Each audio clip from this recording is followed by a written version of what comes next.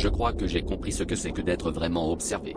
Ce matin, alors que je sortais à peine du sommeil, j'ai reçu une notification étrange sur mon téléphone, d'un numéro que je ne connaissais pas. Tu as été choisi pour la chasse.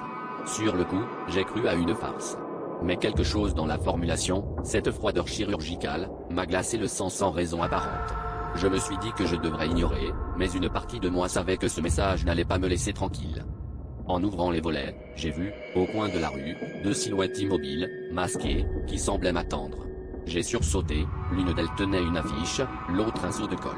À mesure que je les observais, j'ai réalisé qu'ils collaient ma propre photo sur les murs, avec, en dessous, la mention proie.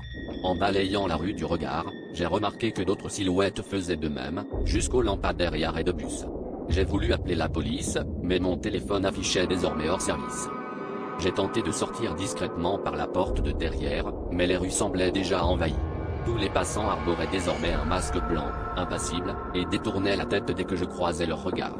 Les photos de moi étaient partout, de plus en plus déformées, comme si on avait étiré mon visage dans un rictus macabre. Un écran géant sur la place affichait en boucle, chasse en cours.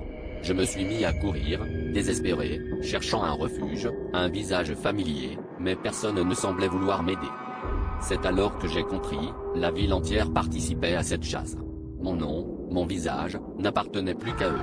Au moment où j'ai cru avoir trouvé un abri, une main gantée s'est posée sur mon épaule.